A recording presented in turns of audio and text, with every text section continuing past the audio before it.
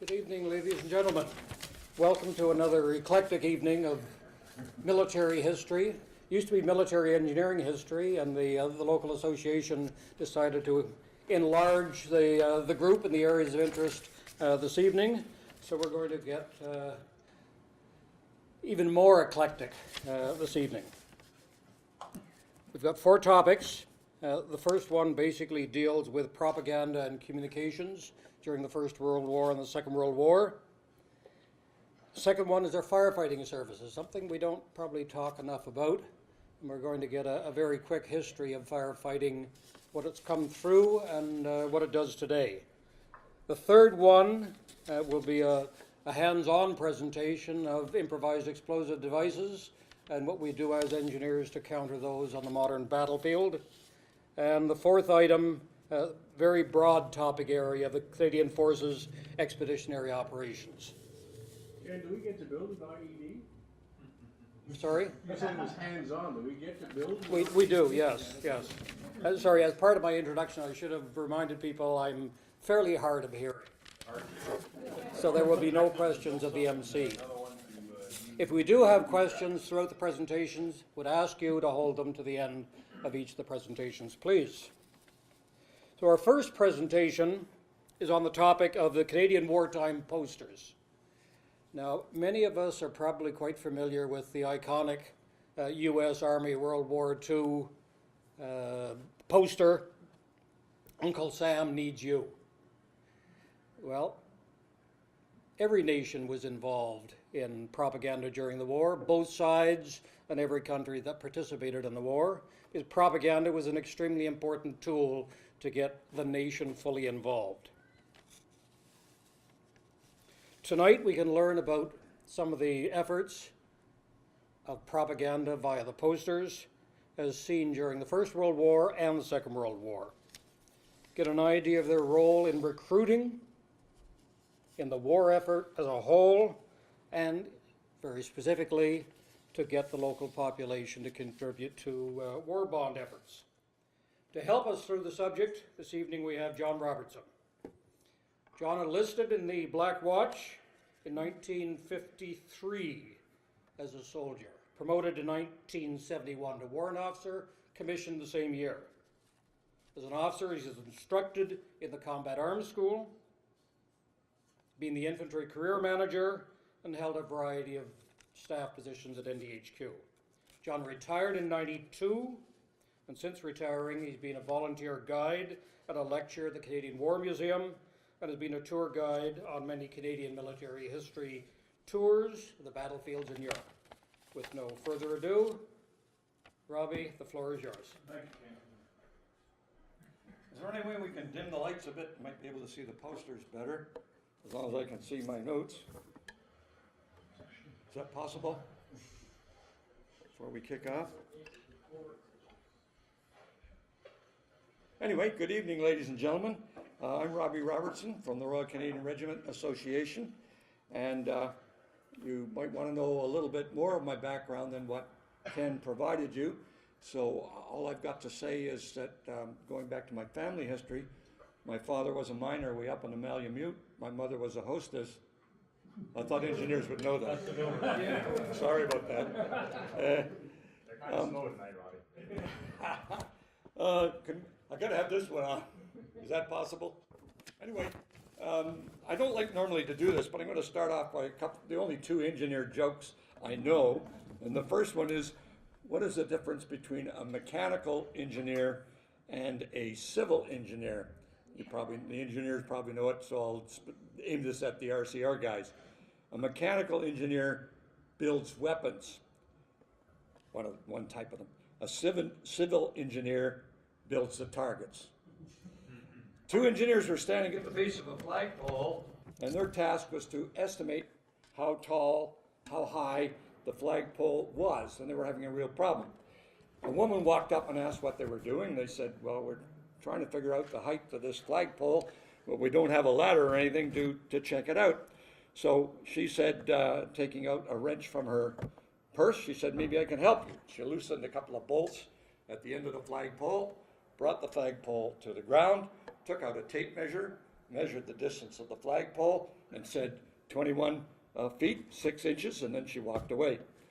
And one engineer just shook his head and laughed, and he said, "How ridiculous. A lot of good that does us. We ask for the height, and she gives us the length." Anywho, the aim of my little talk on Canadian wartime posters is to provide a sampling of some of these Canadian wartime propaganda posters to show you how this form of psychological warfare often played a rather important part in the war effort. Now, propaganda, as we know, is something that seeks to persuade. Advertising, PR people, and propaganda often employ the same one-sided techniques.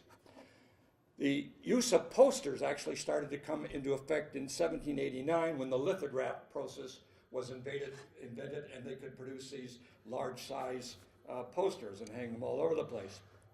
In about 1890s, posters became used rather widely here in Canada, mostly for political purposes at that time. The advantages of posters, for example, radios can be turned off, pamphlets or newspapers can be chucked away, political meetings, you don't have to attend them if you don't want to, likewise the movie house, but everybody walks in the streets, and posters just couldn't be avoided if they were put up in the right places. So if you were to virtualize from a poster, there would be another one right around the corner. Now we'll go into, I'm just going to get a little briefer before I go into the actual displays of the posters we have. I just wanted to mention that in the First World War, posters were very important because this was the period before the growth of radio, television, obviously, and film. And a lot of the posters, as you will see shortly, were devoted to recruiting for the various units. And the government had no overall control of the posters. A lot of the units were given a certain amount of money, or they went out and got donations, and they then drew up their own posters and distributed them, and they weren't under any control for the most part of the First World War. A little different from the Second World War, as I'll mention. At first, the Canadian posters, the tone of the Canadian posters was jovial. The start of the First World War, we're all going off, it's only going to be a short war, we'll be home for Christmas, all this stuff. So the posters were rather jovial and quite naive, as you'll probably see. The range of the posters would vary from just a few hundred to sometimes something like 50,000 copies. And most of them were produced in either Montreal, Hamilton, or Toronto, which were the big printing centers in Canada at the time. The Canadian posters were very similar to a lot of the British ones, but Canada often directed some of their posters towards the ethnic groups in Canada. The bulk of the posters were, of course, to try and get people to enlist and join in the army before conscription came out later in the First World War, and for the general public to buy victory bonds, to contribute money to produce war equipment, etc., etc. Many regiments and civilian companies produced their own individual posters. First World War posters, as opposed to Second World War posters, included a lot of text. There's a lot of writing on their posters. Second World War posters, as we'll look at, concentrated more on a slogan. The First World War posters tried to get people to enlist, whereas the Second World War posters, a lot of them, as we'll see in a second or so, was more or less an order. You will enlist. You have to enlist. A later theme in Canada was that the fighting in Europe, as it didn't involve Canada, Canada in the First World War, their posters were not as gruesome, didn't show a lot of the atrocities attributed to the enemy that other countries had, particularly the United States when they went to war. All the posters in the First World War were lithographs, and very few of them were dated or signed. So most were anonymous. We don't know who did them. So in the Second World War, however, the day before Canada entered the Second World War, which I assume, although that hasn't been spelled out in my readings on this subject, was the 9th of 9th of September 1939. They were centralized immediately under control of what was called the Public Bureau of Information. And in 1942, what they called the Wartime Information Board took over the production and distribution of posters. As Canada was not particularly under attack, it avoided violence in a lot of the posters that we produced compared with other countries.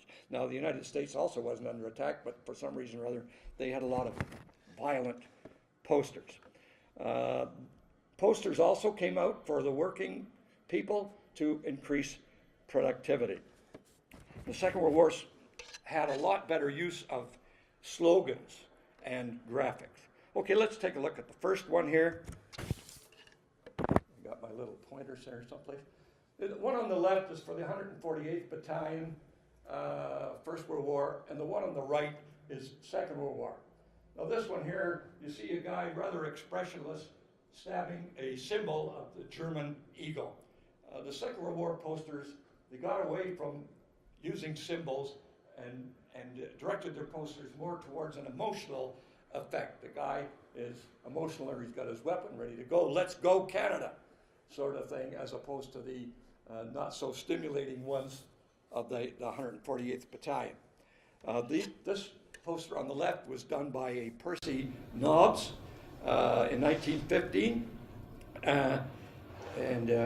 He was also an Olympic fencer, not that this enters into the program or anything, but how many people here, for example, have been to RMC, went to RMC? Okay, you obviously know where Curry Hall is. The same chap that designed that poster designed Curry Hall, believe it or not.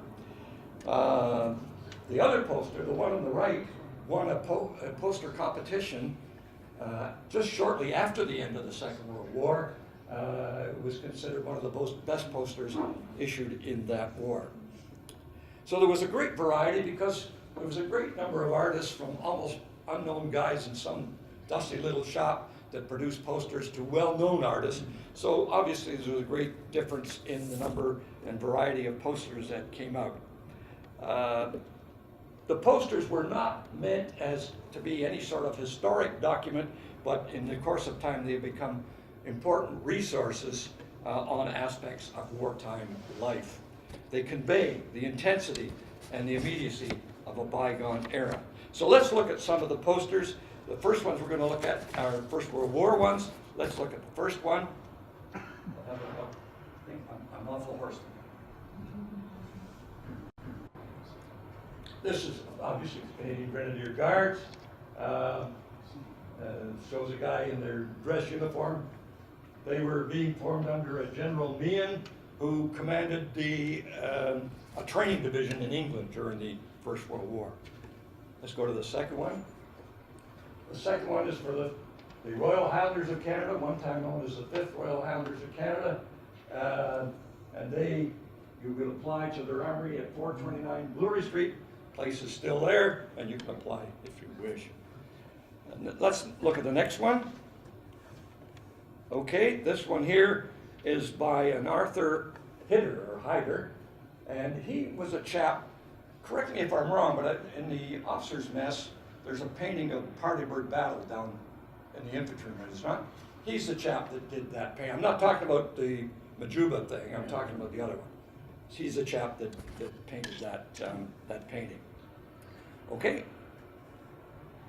This one here is rare because it's one of the ones produced in Canada that has a sort of a violent theme to it. As I say, most of the Canadian ones did not.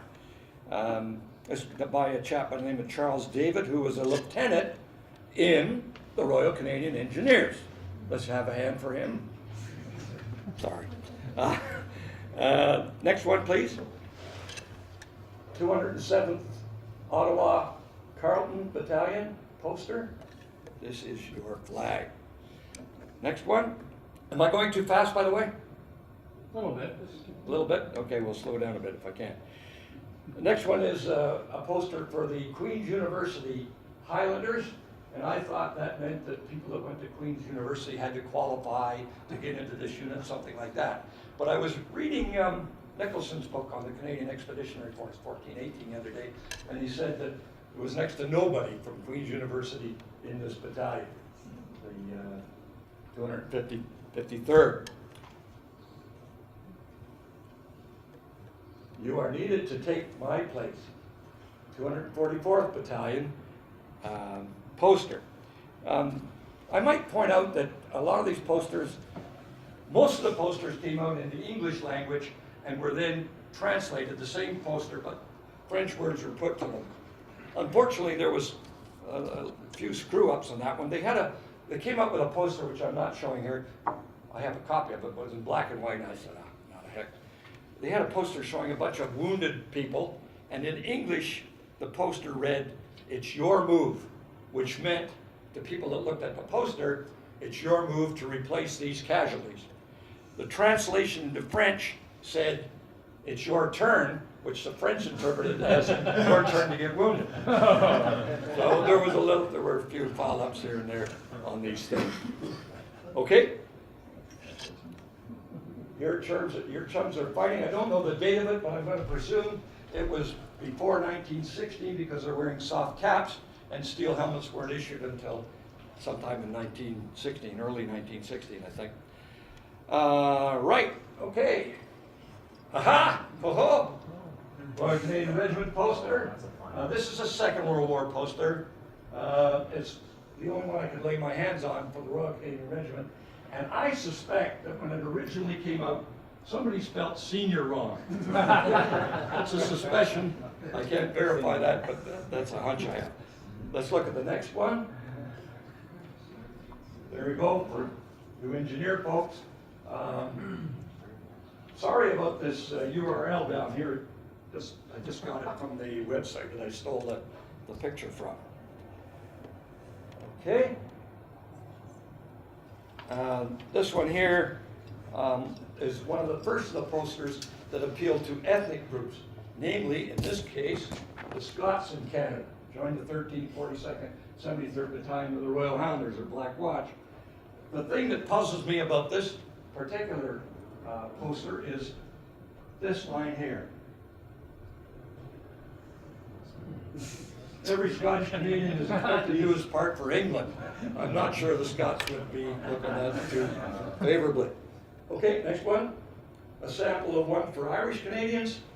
Irish Canadian Rangers. They became part of the 5th Division, which was eventually disbanded, and the personnel were sent to 1st, 2nd, 3rd, or 4th Canadian Divisions. Okay, ta-da. This one here is a poster directed obviously towards the First Nations people. I think today it would probably be considered somewhat racist, but there you have it. Okay. Now here's an example of the poster trying to use a bit of humor in the First World War. Again, sorry for that URL down there, which didn't really go over very well at all. Again, for the 253rd Highlanders, the Queen's University guys. Okay, let's go to the next one. To the women of Canada. Women in the First World War had two major roles. Of course, they worked in industry and they also worked as nurses. There were no units, regiments for women in the First World War. By the war's end, about 35,000 women had worked in munitions work, but very few stayed on in that job after the First World War was over.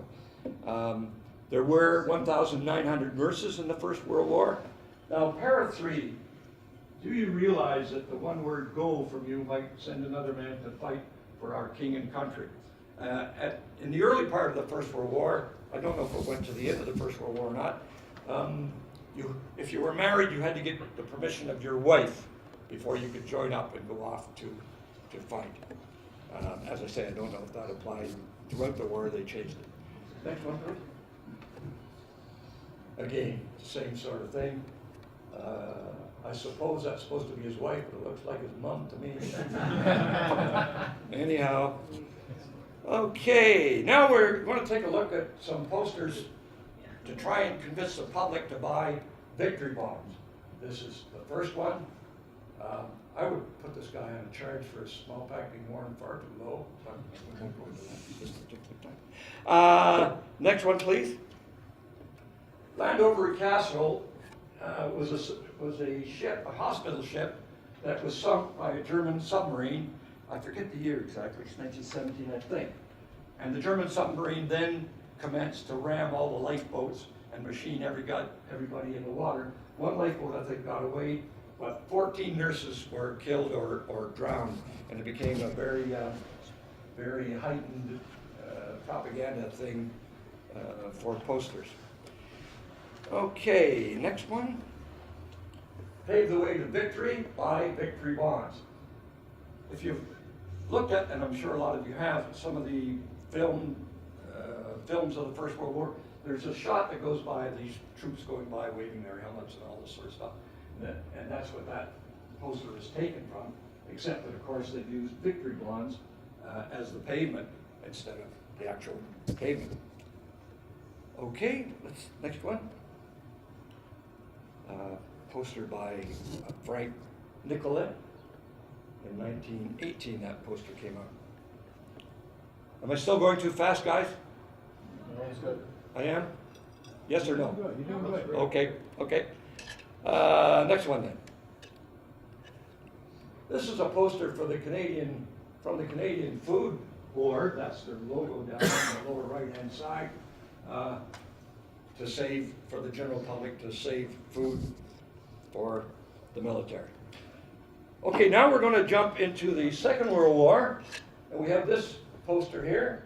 The first one, chap on a motorcycle with a knight behind him, sort of trying to get the association between a motorcycle and a knight. This came out in 1941-42. It was by a chap by the name of Eric Aldwinkle.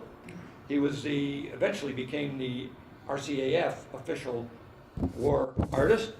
When I researched this Aldwinkle guy, I found a very interesting fact about him. He failed his history exam in either high school or university, I can't remember which, so he got out because he was asked what was the significance of Laura Secord, and he said she invented chocolates. No, he blew that one. Next one. This was a poster of a series of posters called Men of Valor. This particular one, of course, represents Colonel C. Smerritt at Dieppe. You know the action, you probably know the background, Victoria Cross, prisoner of war, This was done, as I say, by Hubert Rogers, who was an artilleryman in the First World War, and he worked in Ottawa here for the War Information Board, and he lived in Manitou, and he died in Ottawa. I don't have the year, I forgot to get that. Next one, please. This is a poster trying to encourage women to join the Canadian Women's Army Corps, or quacks as they call them. Sorry about the fuzziness of it. I think it says whatever it says. Again, in the Second World War presentation. And in the Second World War, of course, we did have female units in both the Army, Navy, and Air Force, and over 50,000 females served in one or other of those formations in the Second World War. Okay, next. Another poster to try and encourage women to join the Canadian Women's Army Corps, the quack, trying to draw a connection between modern women and, in this case, Joan of Arc, by a Gordon Odell, this particular poster. Okay? This is a poster to increase the morale of part-time war workers. And this female is giving some untitled gentleman a slap in the chops. Okay, next. Every Canadian must fight. So again, they're drawing a connection between the industrial worker and the man at the front.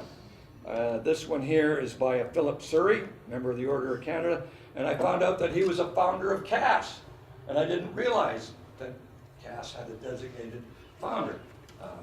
And I checked out the history and everything else in the Combat Arms School, and I couldn't find anything about him there, and then eventually I found out he founded the Contemporary Artists Society. So it blew me away. Next one is Attack, also by Hubert Rogers, the Manotick guy. And finally, one to Victory by a Nova Scotian artist named Charles Wilcox. Now I'm going to go into a little more detail on the Victory Bonds one. Let's take a look at the next one here, if we can. Ooh, we skipped one. No, we didn't, sorry, my apologies. Freedom or Slavery, I think that's by a Gwen Fremlin. I was unable to get much information, but I believe she was a lady that worked also here in Ottawa. Okay, next please. Choose your bonds. Two types of bonds. The Victory bonds or those kind of bonds. That was by an H.V. Shaw. Okay, doesn't take long to get the point behind these posters, and that's the point behind these posters. Next one, please. Okay, keep your hands off, keep these hands off rather. The Nazi symbol and the Japanese symbol attempting to abuse a lady and her child. Okay, next one. Did we skip one?